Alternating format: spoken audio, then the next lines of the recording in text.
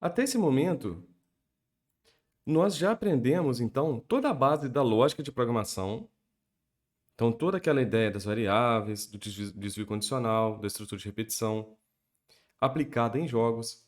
E também nós já entendemos a parte da lógica na programação de jogos mesmo, que é a ideia desse começo, do start, do laço de jogo, da repetição de jogo, game loop, e também os eventos externos e internos.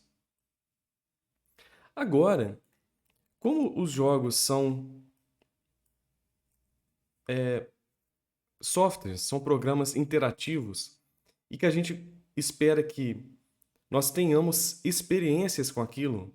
Como assim experiência? Poxa, eu joguei com meu amigo e a gente se divertiu. A diversão foi uma experiência. Eu joguei sozinho e me emocionei. Eu joguei sozinho uma aventura épica. Eu tenho lembranças daquilo, eu tive uma boa experiência com aquilo. E para a gente ter boas experiências, é legal que os nossos jogos consigam trazer essa experiência. E não é fácil fazer isso. Mas nessa aula eu vou tentar falar um pouquinho sobre como melhorar essa experiência nos jogos. Então vamos.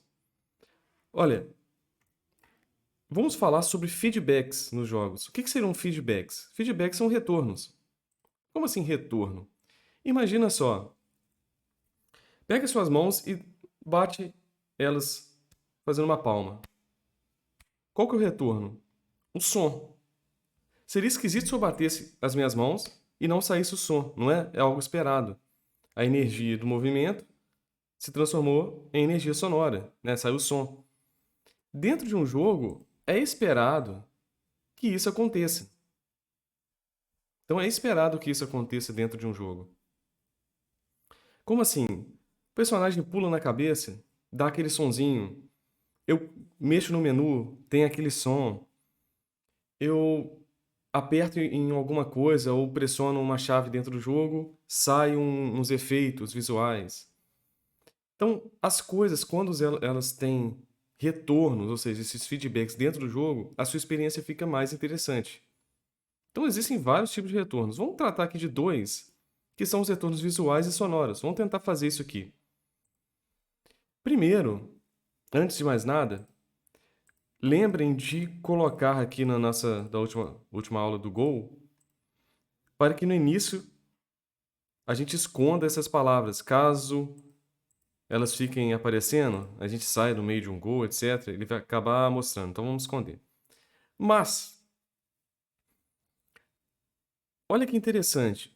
Todas as coisas aqui são atores do nosso jogo.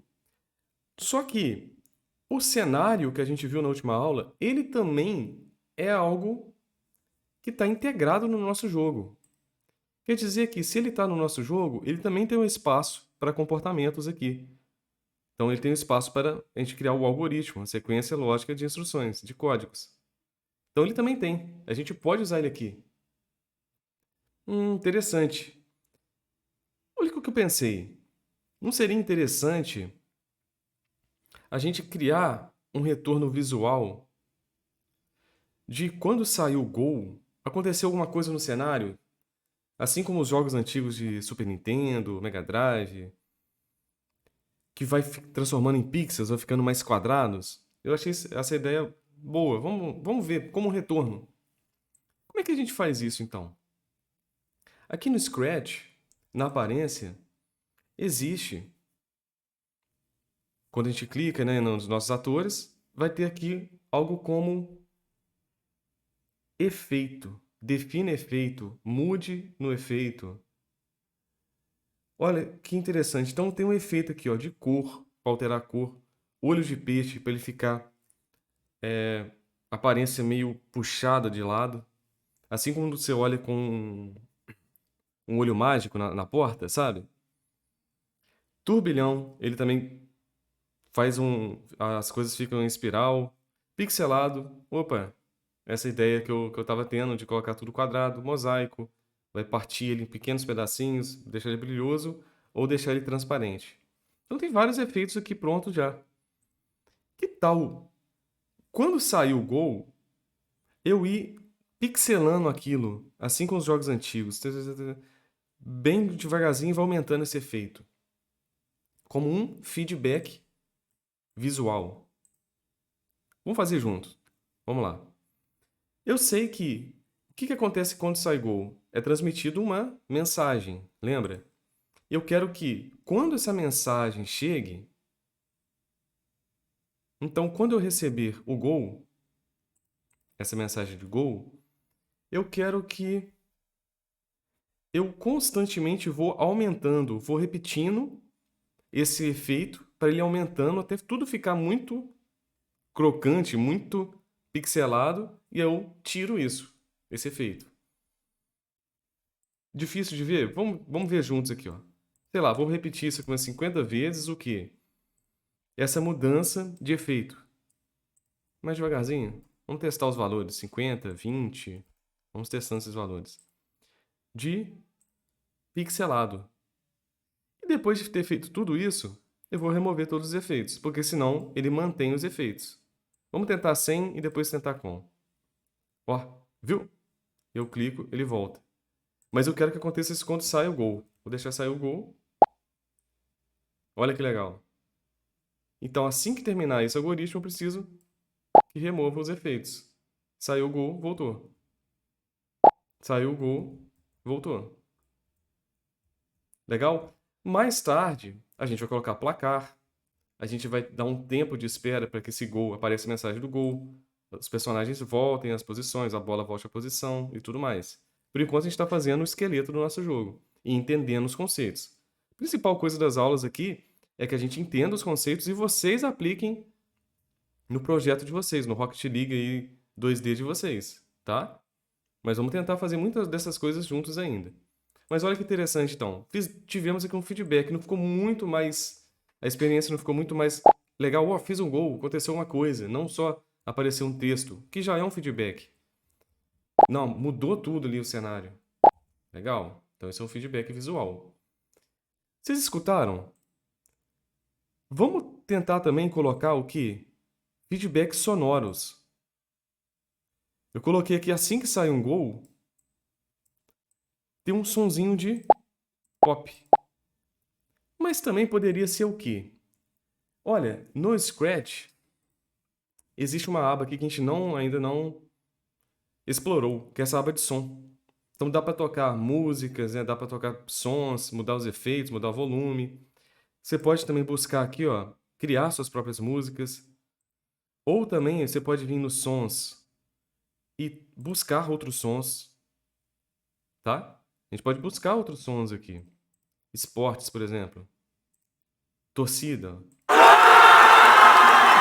Saiu um gol, a gente pode colocar isso daqui. Olha que legal.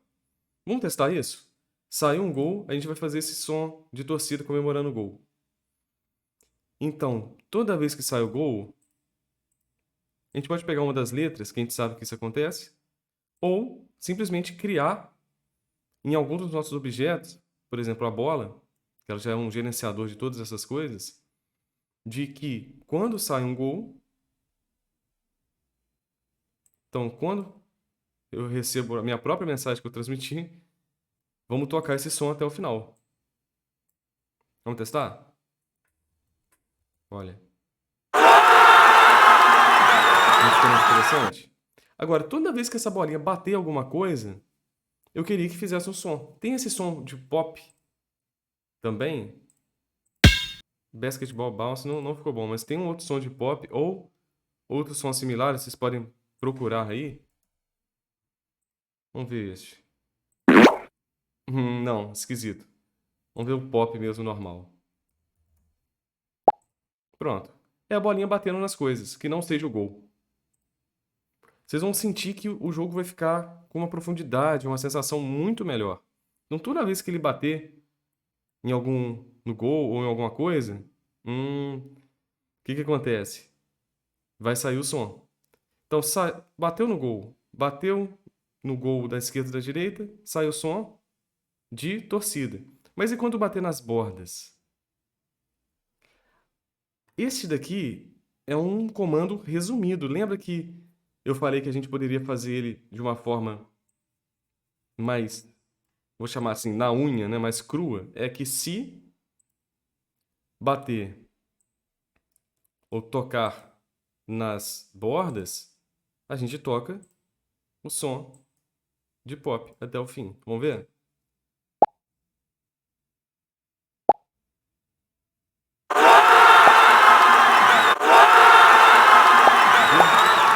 Esse som até o fim ficou meio esquisito, não ficou? Vamos tentar só tocar o som na hora? Vai fazer alguma diferença?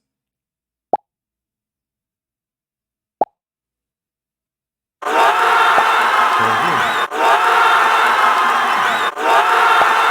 Então, é isso, gente. Esses são retornos, né? São o que a gente chama dentro dos jogos de feedbacks, que trazem uma experiência muito melhor para o jogador do nosso jogo.